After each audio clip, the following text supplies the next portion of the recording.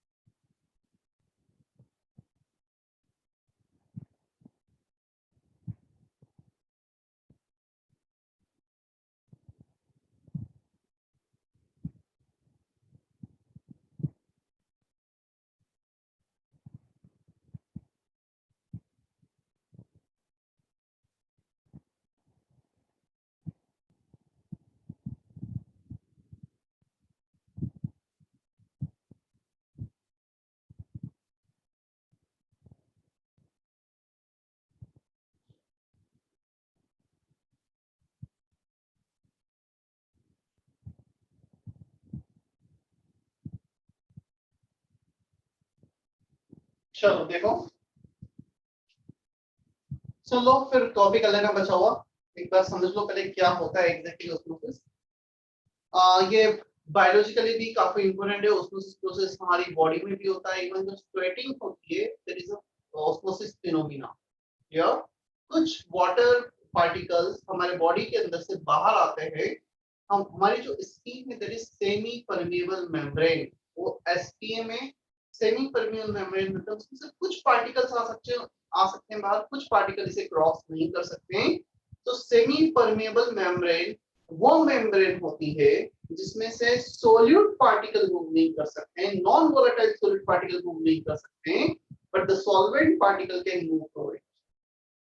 Clear? अब ऐसा क्यों होता है?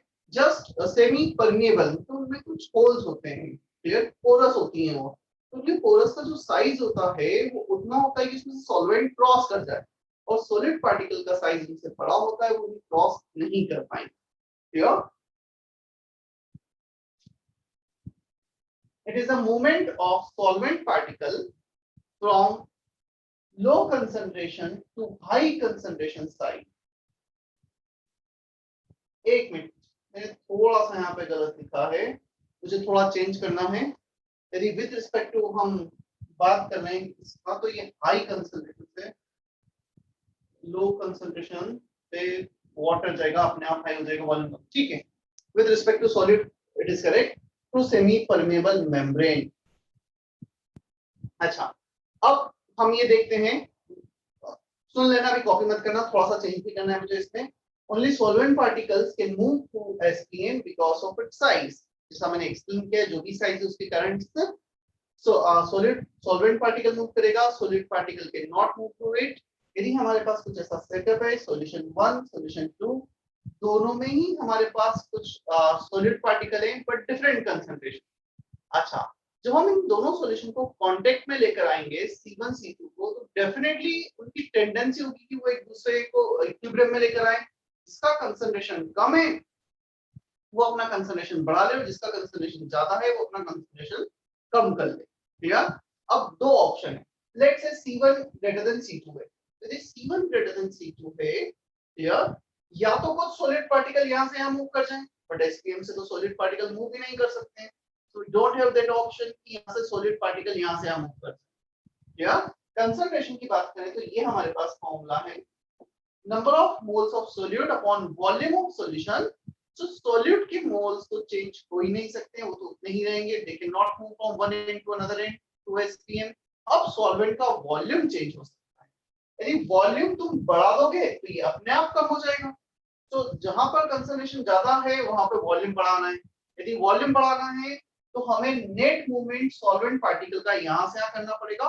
मूवमेंट दोनों तरफ होगा, but net movement will be there from low concentration to high concentration side, from low concentration to high concentration side. Clear? यानी यहां पर थोड़ा सा ये लिखा है C1 is greater than C2, the net movement is there from C2 to C1, इसे change,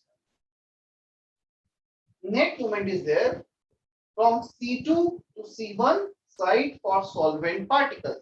यदि सॉल्वेंट यहां से यहां पर आ गया, यहाँ पे कम कंसंट्रेशन था, तुमने वॉल्यूम को कम कर दिया तो इसलिए अपने आप बढ़ जाएगा इक्विलिब्रियम पे आने के लिए। और यहाँ पर C1 ज्यादा था, वॉल्यूम बढ़ा दिया तो C1 कम हो जाएगा, and after some time they will achieve equilibrium. क्या इतना क्लियर है अभी?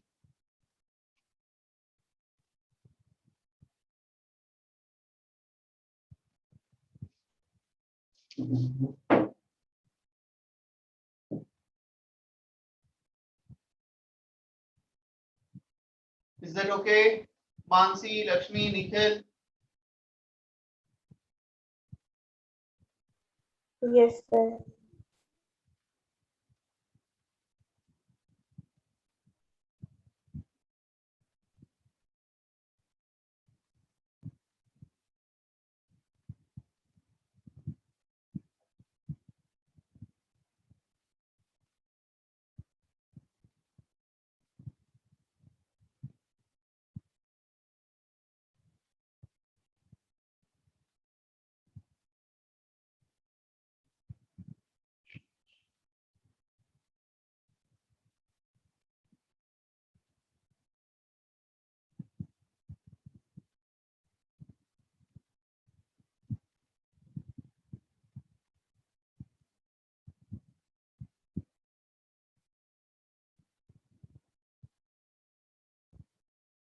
हाँ ये चेंज कर दिया है मैंने दर्शना, यहाँ पे मैंने C2 to C1 कर दिया, जो C1 से C2 था।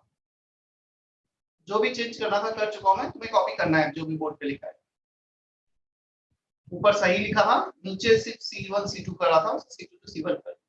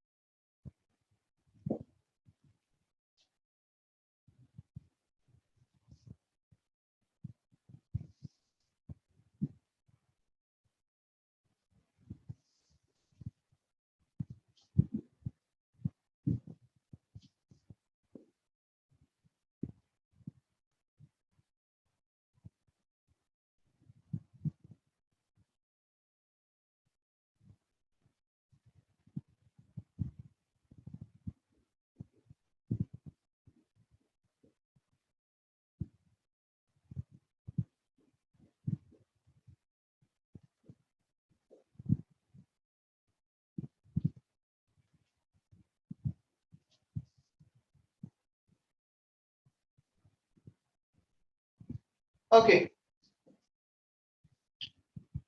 पहले तो मुझे बताओ, कॉपी मत करो, 2 मिनट पहले सुन लो बोर्ड पर, मैं टाइम दूंगा लास्ट में कॉपी करने के लिए। मुझे ये एक्सप्लेन करो, सॉल्यूशन है, सॉल्वेंट है, जो सॉल्वेंट पार्टिकल है वो यहाँ से यहाँ मूव करेंगे या यहाँ से, मैं कुछ ऑप्शंस देता हूँ, तुम बताना करेक्ट है इनकरेक्ट है। Clear? First option, solvent particle will move from solvent to solution side. Second option, solvent particle will move from solution to solvent side. Third option, net movement of solvent particle will be there from solvent to solution side. Fourth option, the only movement will be there from solution to solvent, solvent to solution side. मतलब एक option है यहाँ से हम move कर रहे हैं, सिर्फ इतना ही बोला है। दूसरा है यहाँ से हम मूव कर रहे हैं, सिर्फ इतना ही, इसके साथ में कोई पॉइंट नहीं है। थर्ड है नेट मूवमेंट यहाँ से यहाँ होगा, और फोर्थ है सिर्फ मूवमेंट यहाँ से यहाँ। इसमें से कौन सा ऑप्शन गलत है?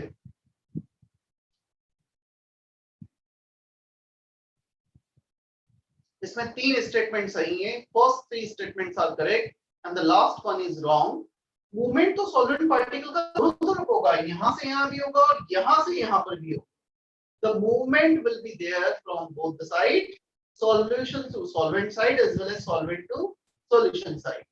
But यहाँ से यहाँ का मूवमेंट ये वाला मूवमेंट कुछ ज्यादा होगा in comparison to backward movement. Clear? So this movement will be more. Net movement की बात करेंगे तो लो कंसंट्रेशन सॉल्वेंट, यहाँ पे कंसंट्रेशन C है, यहाँ पे जीरो कंसंट्रेशन है, so the net movement will be there from solvent to solution side. Is that okay? Yes, sir. Yes, sir. तो क्या करते हैं यहाँ पर एक एक्स्ट्रा प्रेशर लगाते हैं, ये यहाँ पे प्रेशराइज किया सॉल्यूशन को, तो ये प्रेशराइज करने जो टेंडेंसी है यहाँ पर ये वाले मूवमेंट की टेंडेंसी बढ़ते चली जाएगी। मतलब पहले ये मूवमेंट था, ये भी मूवमेंट था, if you pressurising this side, तुम एक एक्स्ट्रा एक्सटर्नल सोर्स से फैक्टर से कुछ प्रेशर अप्लाई कर रहे हो, तो अब ये वाला मूवमेंट बढ़ेगा। वो प्रेशर, वो एक्स्ट्रा एक्सटर्नल प्रेशर जिस पर इस डायरेक्शन का मूवमेंट और इस डायरेक्शन का सॉल्वेंट का मूवमेंट सेम हो जाएगा, उस कंडीशन पर नेट मूवमेंट जीरो होगा।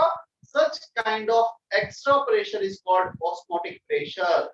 जब एक सॉल्यूशन प्योर सॉल्वेंट के साथ एसपीएम के थ्रू अटैच्ड होता है and the pressure applied on the solution side which can just stop the net osmosis phenomenon is called osmotic pressure. क्या अभी क्लियर है हमें इतना?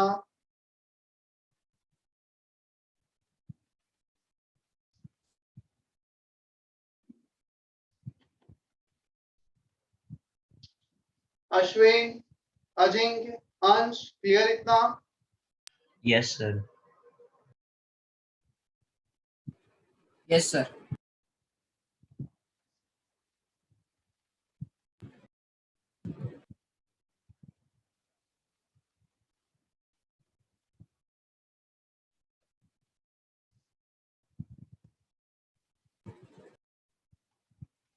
अच्छा, क्या लगता है ये जो एक्स्ट्रा प्रेशर आप यहाँ पे लगा रहे हैं, यार ऑस्मोटिक प्रेशर को पाई से डिनोट किया जाता है, जो एक्स्ट्रा प्रेशर लगा है ये किसके प्रोपोर्शनल होना चाहिए?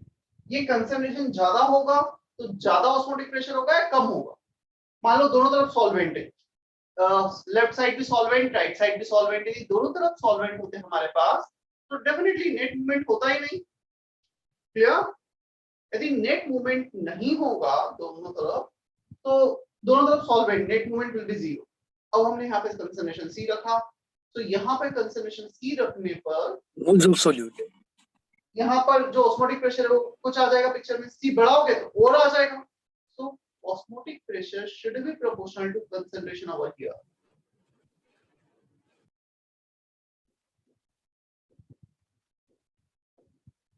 और यहाँ पे प्रोपोर्शनलिटी कांस्टेंट आता है RT।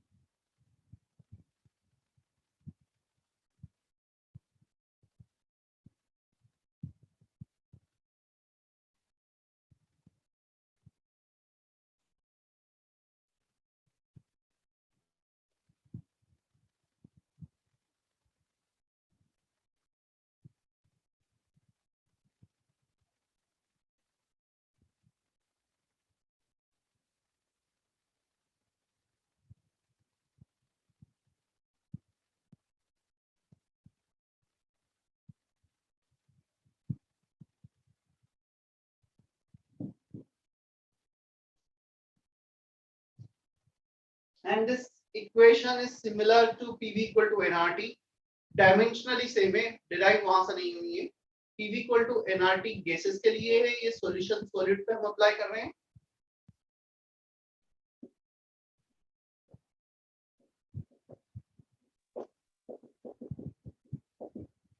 चेक कर सकते हो तुम। PV equal to nRT, volume को डिवाइड किया n upon V, number of moles upon volume is concentration, clear. So P equal to concentration into RT। Again मैं यहां से डिराइव, ये डायमेंशनली सेम है दोनों इक्वेशन, बट ये गैसेस के लिए और ये सॉल्यूशन के लिए, osmotic pressure liquid solution, so dimensionally they are same but not derived from here.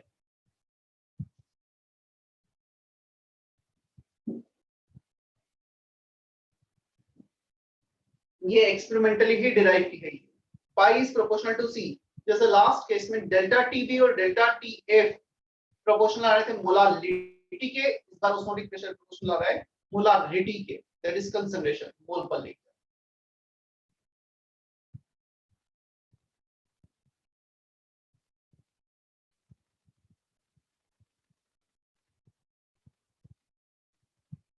अच्छा, let's say we are not applying any pressure from the here in solution side, होगा क्या, ये जो पूरा सेटअप है पहले सेम लेवल पे solution और सॉल्वेंट के, धीरे धीरे सॉल्वेंट का मूवमेंट यहाँ पे होगा और अपने आप इसका एक लेवल बढ़ता चला जाएगा, और ये लेवल कुछ लेट से यहाँ तक इंक्रीज हो गया हमारे पास, ये इक्विवेलेंट हाइट हो गई h।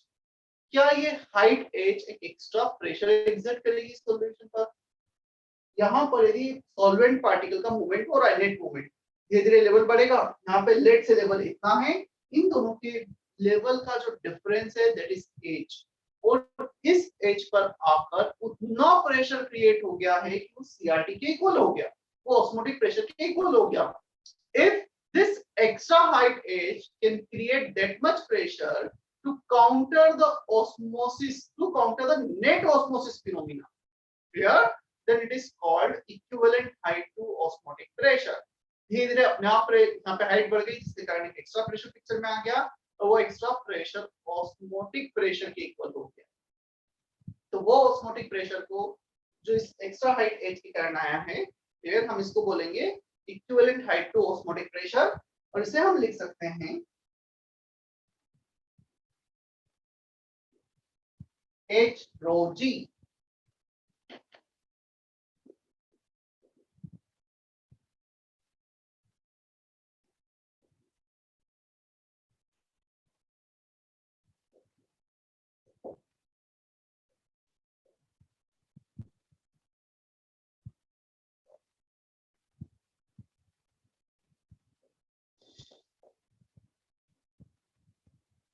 Equivalent height to osmotic pressure h दिख रहा है ना नीचे जो लिखा है,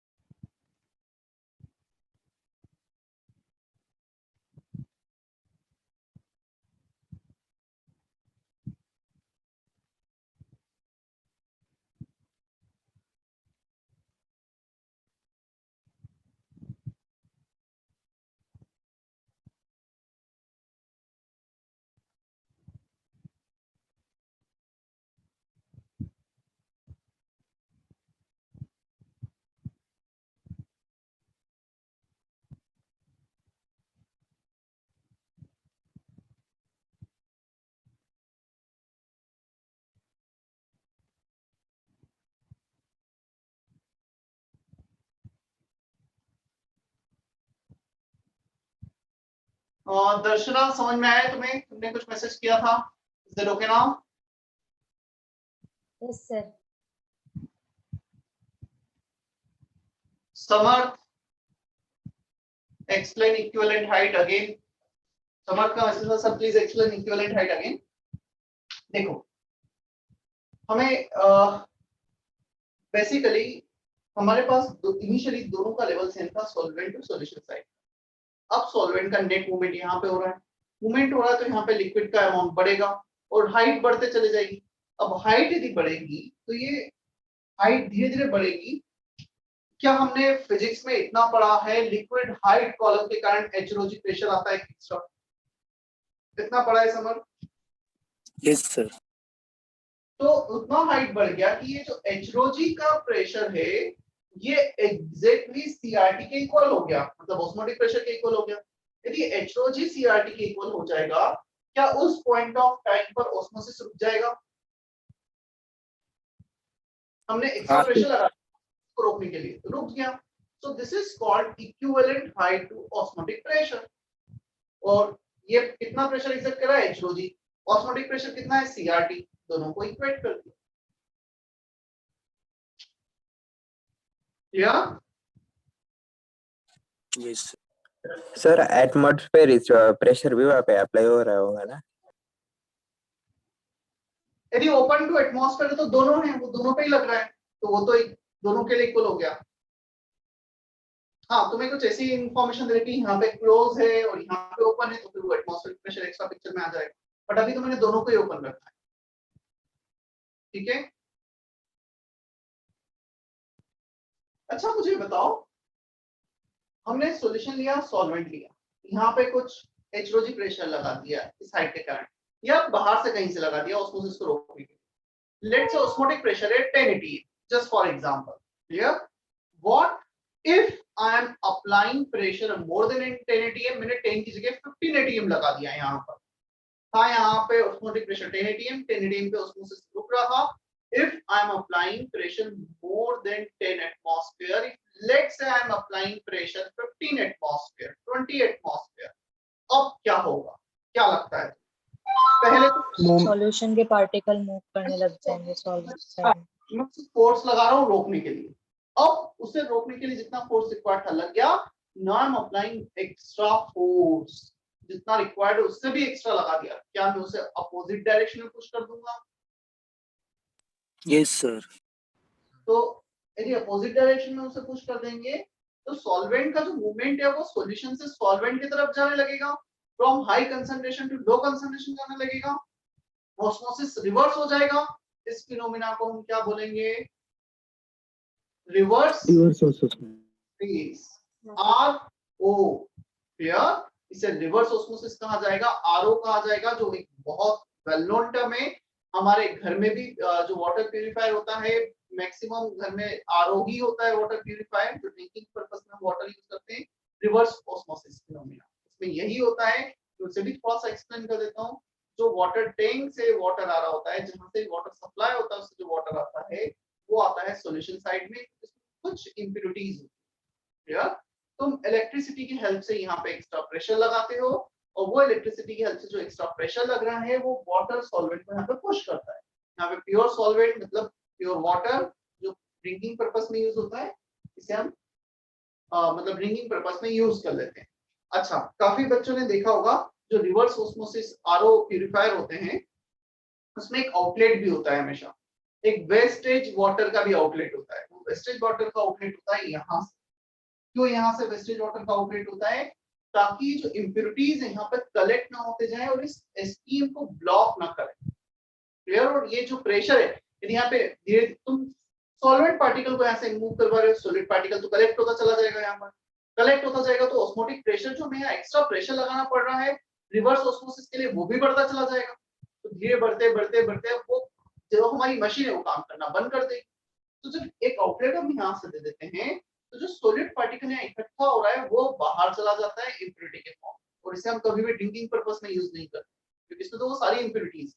हाँ, उसे तो कभी कभी हम कलेक्ट करके पेड़ पौधों में दे दिया, कुछ और पर्पस में यूज कर लिया, उतना कर लेते। क्लियर? सभी को क्लियर है रिवर्स ऑस्मोसिस का कॉन्सेप्ट? Yes, sir. लिखा देता हूं मैं रिवर्स ऑस्मोसिस।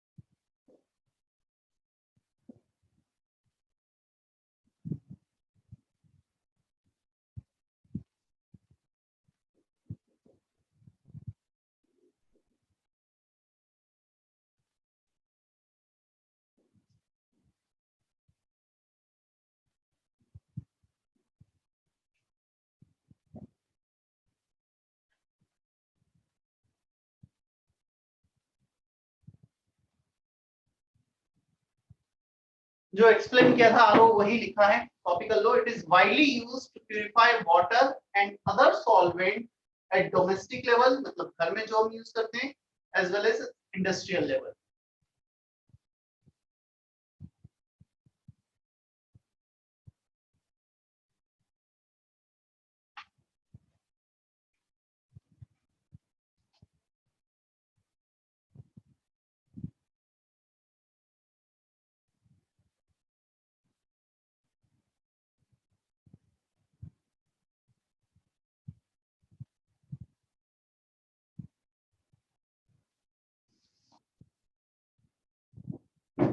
अच्छा, पीरियोडिक एंड बॉन्डिंग का रिवीजन कंप्लीट हो गया है जहां तक मुझे पता है। पूरे 2 वीक तक 12 डेज तक चला था इवनिंग में।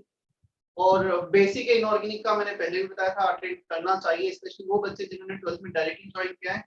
कितने बच्चे थे 12th में जिन्होंने डायरेक्टली ज्वाइन किया, वो अटेंड किए थे लेक्चर्स? हैंड रेज करो अपने।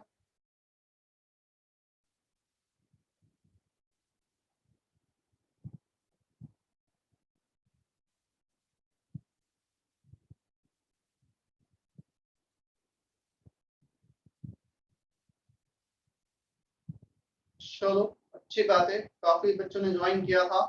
और मे भी पॉसिबल दूसरे बच्चों को भी जिन्हें लग रहा था कि हमें अटेंड करना है, उन्होंने भी ज्वाइन किया है। तो जैसा लास्ट 2 वीक्स पीरियोडिक और बॉन्डिंग कंप्लीट हुआ है, मेजर बड़े चैप्टर्स 11 के, सिमिलर वे में अभी मैकेनिक्स का रिवीजन स्टार्ट हुआ है, फिजिक्स का। Same timing evening 5:30 to 7। Sir ने ग्रुप पे भी पोस्ट किया था। जिन बच्चों ने 12th में ज्वाइन किया उन्हें तो कंपलसरी करना ही है, और जिन्हें लगता है कि 11 के इन टॉपिक्स का रिवीजन रिक्वायर्ड है, वो भी कर सकते। तो अभी जब तक ऑनलाइन चल रहा है हम यही करने वाले हैं, इवनिंग में एक स्लॉट रिवीजन का रख रहे हैं।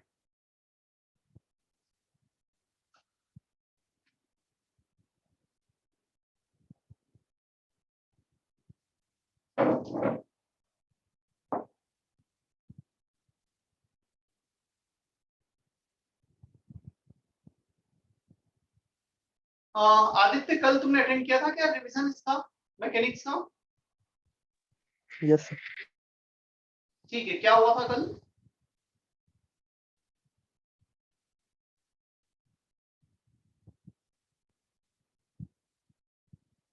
मुझे एक रफ आइडिया दो, क्या हुआ था कल?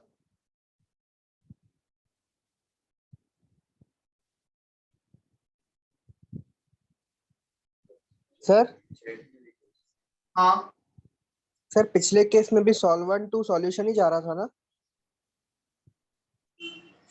नहीं, सॉल्वेंट टू सॉल्यूशन तक जा रहा था। ओह, एक minute, with respect to solution,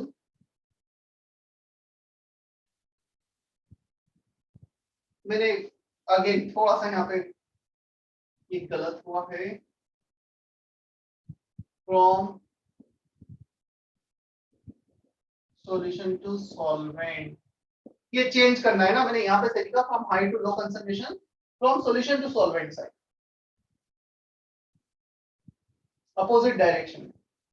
ये चेंज कर लेना, मैं रिपीट कर रहा हूँ। मैंने पहले सॉल्वेंट यहाँ लिख दिया था, वो एक्चुअली सॉल्यूशन सॉल्वेंट काफी थोड़ा सा फोकस ना रहे, जैसे मेरा भी नहीं रहा, तो वो कंफ्यूजन हो जाता। So from solution to solvent side, इसे चेंज कर लेना। ये चेंज किया है मैंने, पहले सॉल्वेंट लिख दिया था गलती से, यहाँ पे सही लिखा था हाई कंसंट्रेशन मतलब सॉल्यूशन, लो कंसंट्रेशन मतलब सॉल्वेंट।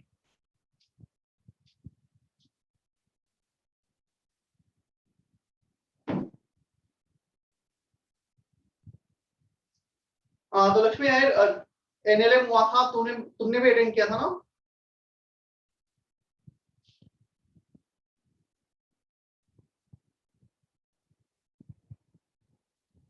अगेन देखो, तुम्हें फिजिक्स से रिलेटेड कुछ भी प्रॉब्लम आता है, कुछ डाउट आता है, जैसे रिवीजन लेक्चर्स भी चल रहे हैं, तुम्हें स्पेशली जो जेएन के बच्चे, तुम्हें लगता है कि वो रिवीजन लेक्चर्स थोड़ा सा और स्लो चलना चाहिए, ये या ये वाले पॉइंट और कवर होनी चाहिए, तुम मनीष सर को मैसेज करते रहना। मनीष सर बेसिकली हेड है फिजिक्स डिपार्टमेंट के, तो तुम्हें कुछ भी डाउट है, कुछ भी प्रॉब्लम है, तो वो गाइड कर देंगे। क्लियर? यदि टीचर से भी कुछ तुमने कम्युनिकेट करना है, उसके अकॉर्डिंग वो कर सकेंगे।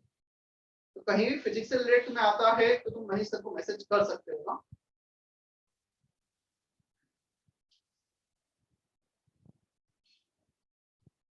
तो कल लेक्चर मतलब प्रॉपर हुआ था जिसमें तुमने स्पेशली जो 12th में ज्वाइन किया मतलब तुमने, क्योंकि जिन्होंने 11th में अटेंड किया उन्हें तो ठीक है चलो फास्ट थोड़ा समझ में आ जाए।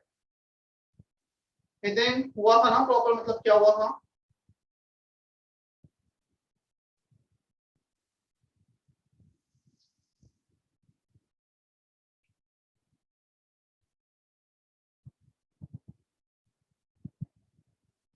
ओके,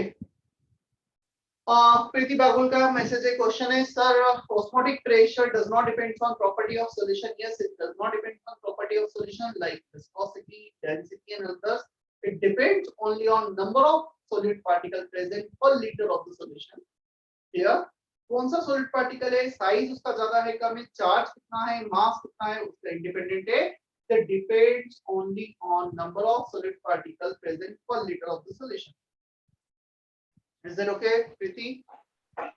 सर अगर सॉल्यूशन ज्यादा विस्कस रहा तो फिर वही प्रेशर अप्लाई कर देगा ना आधा, तो फिर हमें फिर और प्रेशर कम अप्लाई करना पड़ेगा। नहीं, विस्कस से फिर से सॉल्यूशन भी विस्कस रहा तो क्या होगा? मतलब वही सॉल्यूशन ही प्रेशर अप्लाई कर देगा थोड़ा, तो फिर हम लोग को फिर और कम प्रेशर अप्लाई करना पड़ेगा अगर तो सॉल्यूशन ज्यादा। मुझे बताओ विस्कोसिटी की जब हम बात करते हैं तो क्या ये सॉल्वेंट की प्रॉपर्टी है? तो सॉल्वेंट तो दोनों तरफ है, इस तरफ भी सॉल्वेंट है और सॉल्यूशन में भी सॉल्वेंट है। तो यदि विस्कोसिटी की बात करेंगे तो दोनों की विस्कोसिटी सिमिलर ही होगी almost. Is that okay? Yes sir.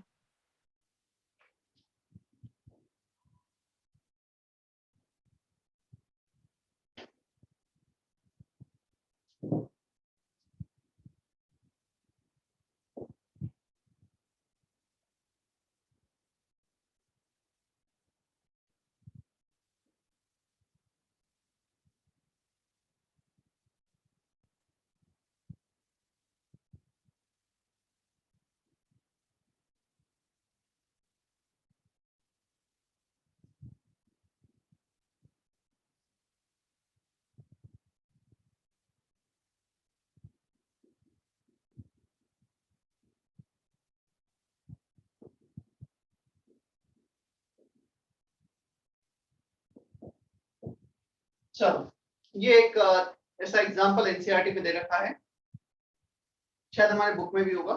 ठीक है, देख लो। ये एक एग है और एग ले लो जिसका ऊपर का जो व्हाइट कवर है वो हमने निकाल दिया है, या फिर ग्रेप ले लो। यार ग्रेप्स का एक जिसका अभी अगेन हमने जो एक ऊपर की एक लेयर होती है वो निकाल दी है। तो यहाँ पर both have semi permeable membrane eight their surface. तो ग्रेप ले लिया या फिर एग ले लिया, एक को रखा है पानी में जिसमें NaCl एडेड है, एक को रखा है प्योर वाटर, मतलब दोनों ही वाटर है, इसमें NaCl ऐड कर दिया, इसमें NaCl ऐड नहीं। क्लियर? तुम्हें बताना है in both the case the egg will swell up और इट विल श्रिंक, क्या होगा या कुछ भी नहीं होगा। मतलब बेसिकली तुम्हें ये जज करना है वाटर मॉलिक्यूल यहां से यहां जाएंगे या यहां से यहां जाएंगे। यदि अंदर से बाहर वाटर चला गया तो वो श्रिंक हो जाएगा, बाहर से अंदर वाटर आ गया तो स्वेल हो जाएगा। ठीक है? और तुमने देखा होगा एक और एग्जांपल जो हम डेली रूटीन में घर पे भी करते हैं, रेजिन को वाटर में रखकर, मतलब काफी बार पूरे नाइट उसे वाटर में रखा जाता है और सुबह से खाया जाता है, जिसमें जिसका कुछ हीमोग्लोबिन कम होता है। घर में आई थिंक काफी लोगों ने देखा भी होगा। या तो वो स्वेल हो जाता है सुबह तक, काफी बड़ा सा हो जाता है। तो तुम्हें ये बताना है इन दोनों केस में किसमें स्वेल होगा किसमें श्रिंक होगा। हो सकता है दोनों में स्वेल हो सकता है दोनों में श्रिंक हो। सर इनिशियल में श्रिंक होगा और प्योर एक वाटर में स्वेल होगा। देखते हैं, एक मिनट सोचने दो सभी को, फिर मैं बताता हूँ।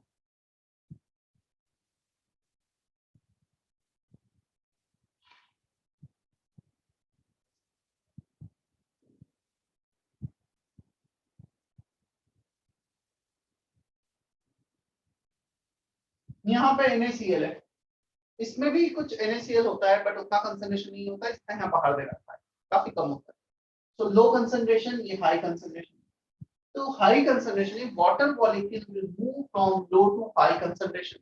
ये तो प्योर सॉल्वेंट है, सॉल्वेंट से सॉल्यूशन की तरफ जाएगा, तो यहाँ पर स्वेलिंग होगी और यहाँ पे श्रिंकिंग।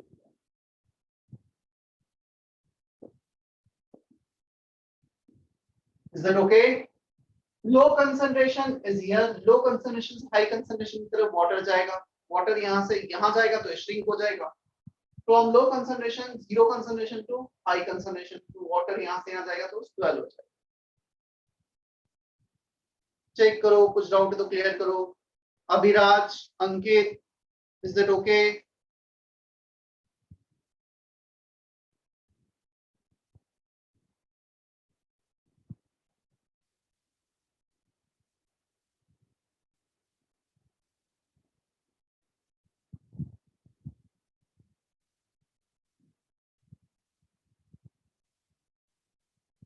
चलो कुछ बुकलेट के क्वेश्चंस देखते हैं हम इसके. Exercise 1 part 2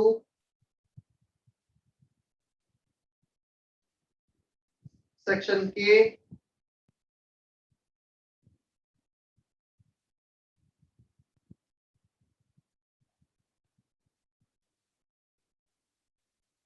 K1 and K2. K1 and K2 ये दोनों क्वेश्चन अभी करना है. पार्ट 2.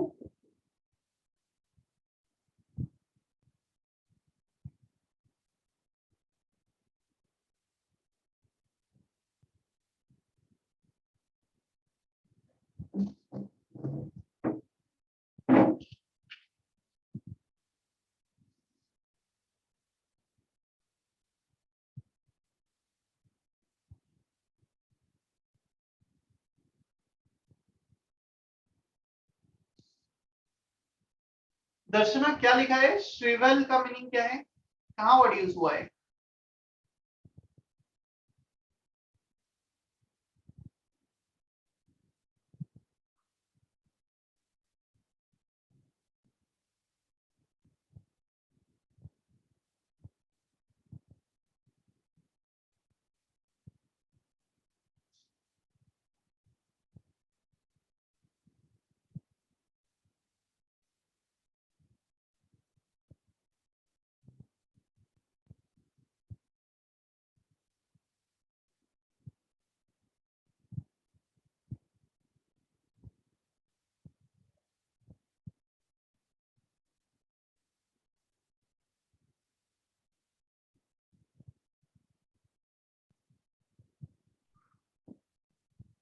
और अगेन थोड़ा अटेंडेंस को लेकर ध्यान रखो, हमें थोड़ा रेगुलर रहना है.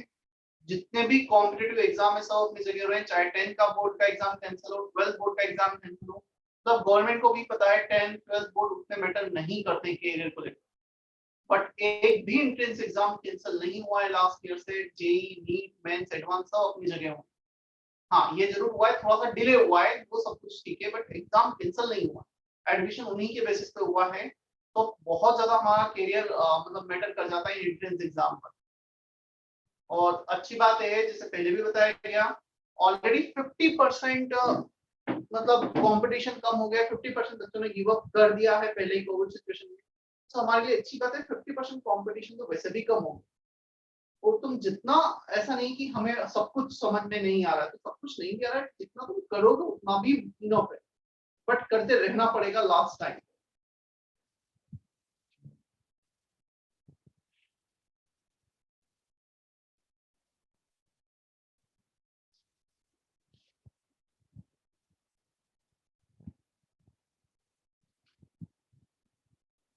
अच्छा एक पीटीएम रखना है, पेरेंट्स टीचर मीटिंग कब रख लें हम? आज ट्यूसडे, थर्सडे को रख लें. ऑनलाइन पीटीएम थर्सडे को रख लें हम. ठीक है सर. Yes sir.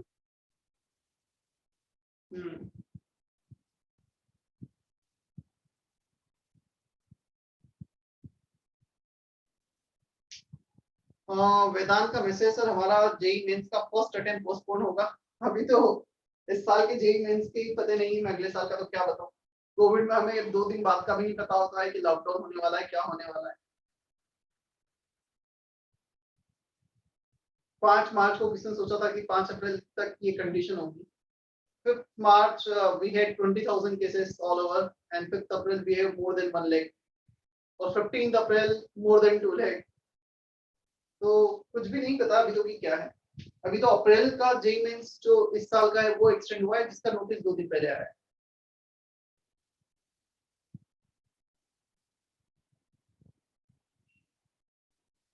बट जनवरी में भी होगा definitely. Will finish the syllabus till at least 2 months before that.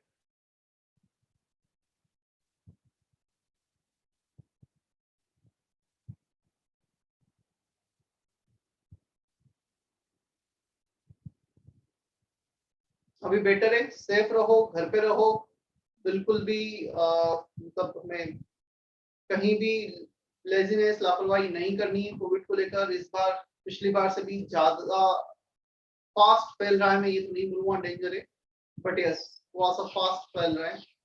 Numbers बहुत ज्यादा है.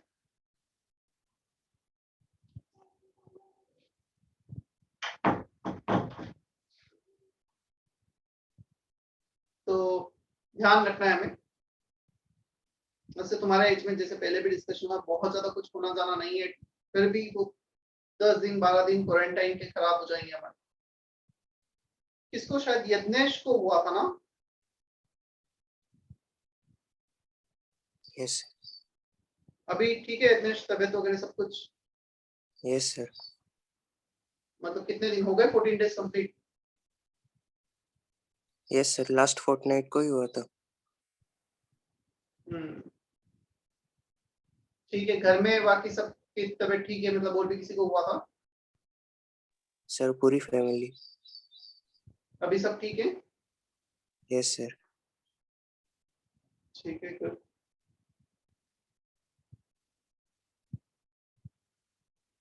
अपने आप ही आधे टीचर्स को हो गया, अब तो सब सही भी हो गए. आधे टीचर्स को हो गया था. मतलब सर क्या आधे टीचर्स को हो गया मतलब? मतलब होके, कोविड होके भी सही हो गए रिसेंट टाइम में, with in last like 20-25 days. मतलब टीचर्स को कोविड हुआ, होके भी सही हो गया. 4th स्ट्रेन का कोविड था, मतलब बहुत माइल्ड था. सिम्टम्स मैक्सिमम 1 दिन रहे थे, सिम्टम्स भी नहीं थे, बट डेफिनेटली वो 14 days quarantine.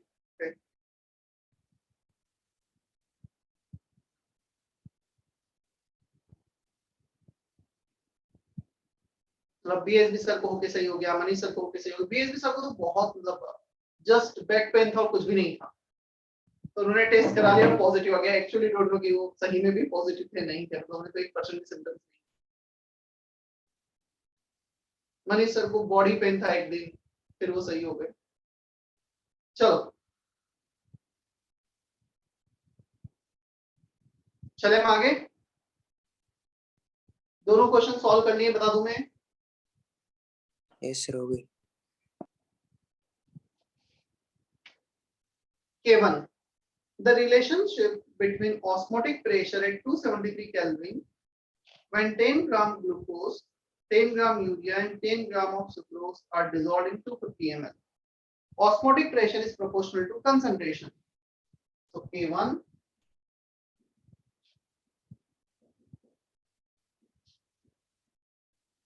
number of moles upon volume is concentration. Number of moles को लिखा है weight by molar weight. सभी का तुम देखोगे वेट सेम दे रखा है, 10 gram glucose, urea and sucrose. तो weight is same, volume is same, concentration is inversely proportional to molar mass. इसका मोलार मास ज्यादा, उसके मोल्स कम. सबसे ज्यादा मोलार मास इन तीनों में सुक्रोज का, फिर ग्लूकोज का और सबसे कम यूरिया का. तो मोलार मास सबसे कम यूरिया का, मतलब कंसंट्रेशन सबसे ज्यादा यूरिया का, सबसे ज्यादा ऑस्मोटिक प्रेशर यूरिया. तो P2 greater than P1 greater than P3. C option.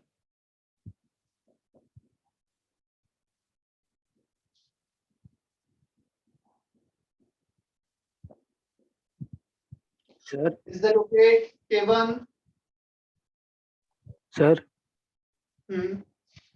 Sir वो सोल्यूट के वॉल्यूम के कारण कुछ अलग होगा ना वॉल्यूम सबका? नहीं मतलब ऐसा है, वो 250 ml में 10 ग्राम ऐड करोगे तो बहुत ज्यादा डिफरेंस नहीं आएगा. मतलब इतना फर्क पड़ सकता है 249 to 51, दैट्स इट. उससे ज्यादा फर्क नहीं पड़ेगा. तो अब थोड़ा सा तो एज्यूम कर 10 ग्राम तूने सॉलिड ऐड किया तो ऑलमोस्ट सारे सॉलिड का डेंसिटी अलग होता है, बट 10 ग्राम का मैक्स कितना होगा, थोड़ा 1-2 ml का डिफरेंस आएगा बस। ठीक है, उतना इग्नोर कर देते हैं।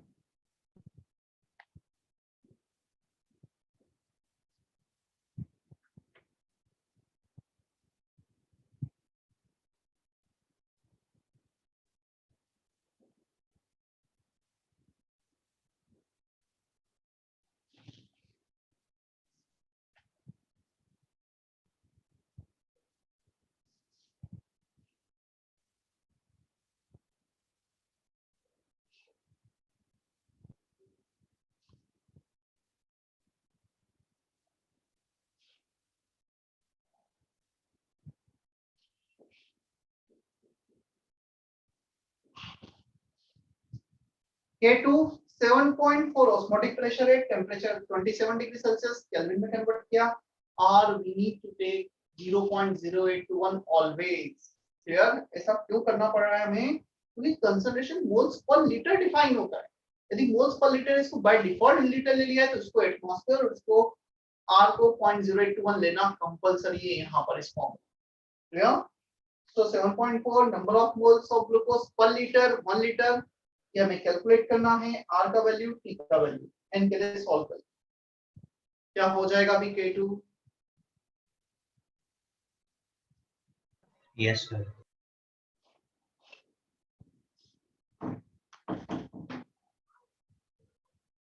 चले हम आगे।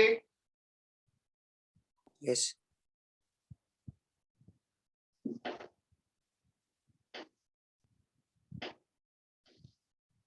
इस चैप्टर का एक लास्ट हेडिंग बचा है, वांट ऑफ फैक्टर।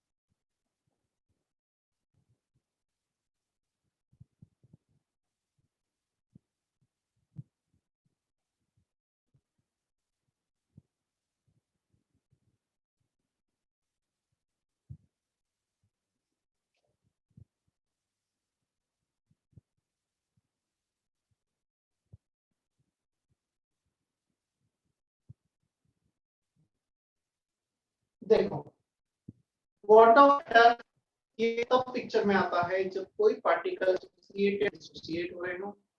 हमने लिया तो एक मोल था NaCl का, बट वो NaCl वाटर लिया Na plus separate Cl minus separate. Yeah. So when one mole converted into more than one mole, or it may possible they are associating, और 2 मोल मिलकर 1 मोल में कन्वर्ट हो रहे हो, यहाँ पे डिसोसिएशन है एसोसिएशन पिक्चर में आ जाता है, तब ये क्वांटम फैक्टर आता है यूज। ये हमें ये वो फैक्टर है जो रेशियो बताएगा number of particles after dissociation association upon number of particles before dissociation. क्या हमने कोलिगेटिव प्रॉपर्टी को इस मैनर में डिफाइन किया था? This is the property which depends only on number of solid particle, जो सिर्फ सॉलिड पार्टिकल पे डिपेंड करती हैं। तो यदि नंबर ऑफ पार्टिकल्स डबल हो गए, कोलिगेटिव प्रॉपर्टी डबल। तो जिस रेशियो से नंबर ऑफ पार्टिकल चेंज हो रहे हैं, उसी रेशियो से कोलिगेटिव प्रॉपर्टी भी चेंज हो जाएगी।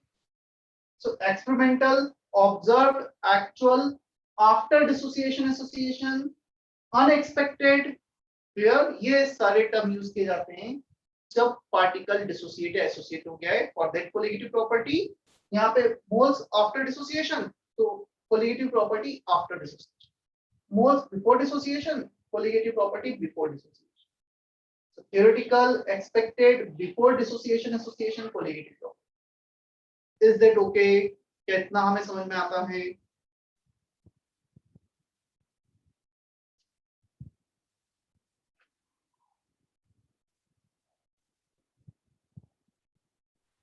Yes, sir. गौरव, हितेन, ईशान, क्लियर है इतना? तोहित, Yes, sir. Yes, sir.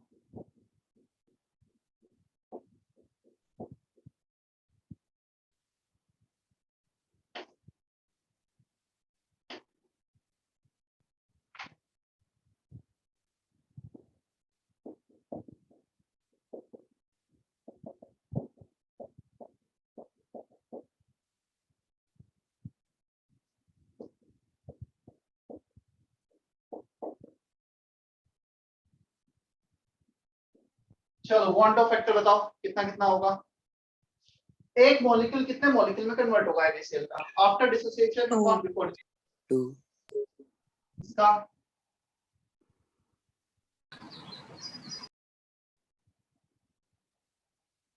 3 2 Na plus और एक सल्फेट आयन, 2 K प्लस और एक सल्फेट आयन, एक H प्लस एक Cl माइनस, 2 मिलेंगे, 2 3 5, 3 Da2 प्लस और 2 phosphate ion after dissociation. Strong electrolyte है, डायरेक्ट आ जाएगा, हमें ज्यादा सोचना ही नहीं, पूरा का पूरा डिसोसिएट हो जाएगा। वीक होगा तो उसमें फिर कैलकुलेशन करना पड़ेगा, जो सेकंड केस है।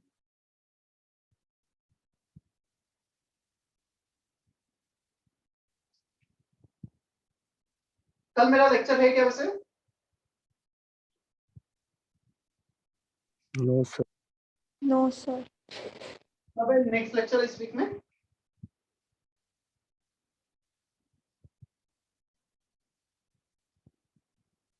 सर कल आपका लेक्चर है है ना?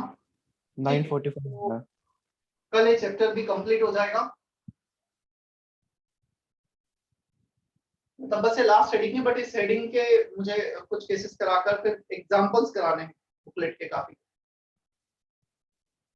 तो at least exercise 2 sorry exercise 1 part 2 तो पूरा हम क्लास में ही कर लेंगे कल।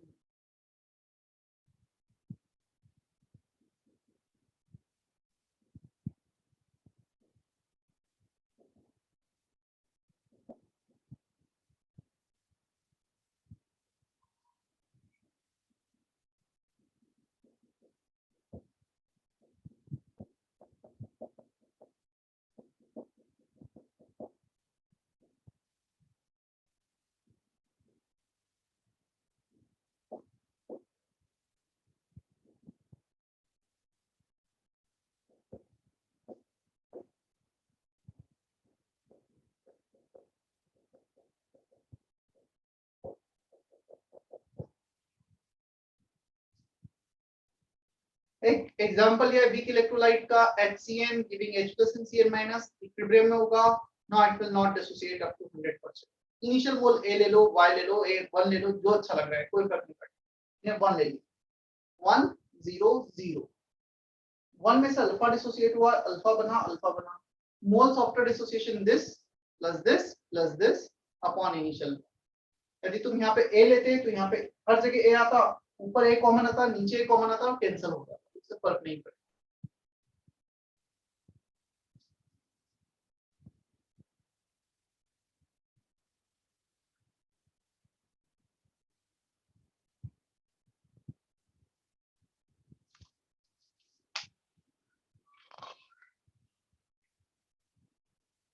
सो वो अल्फा वाला वापस बताओ ना।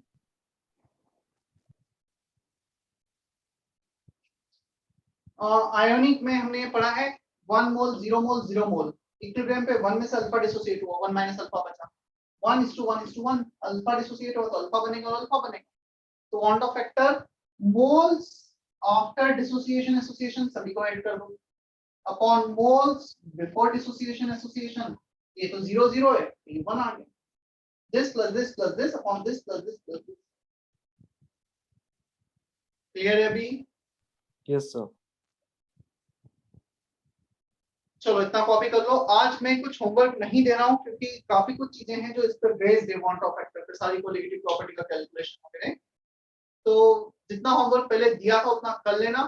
कल हम इसको चैप्टर को कंप्लीट करके बहुत सारे क्वेश्चंस प्रैक्टिस करेंगे। या मतलब एक्सरसाइज 1 पार्ट 2 पूरा हम कल क्लास में ही करने का कोशिश करेंगे।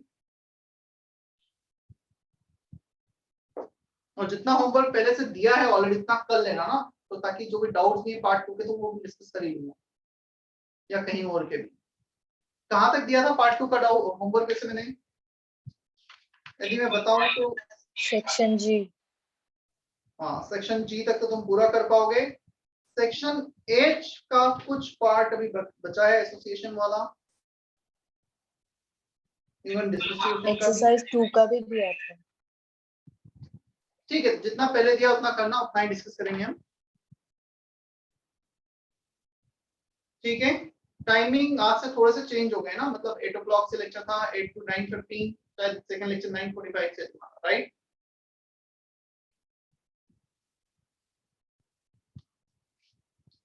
ठीक है, मैं सेशन एंड कर रहा हूँ फिर अभी। थर्सडे को पीटीएम ग्रुप पे भी आ जाएगा मैसेज।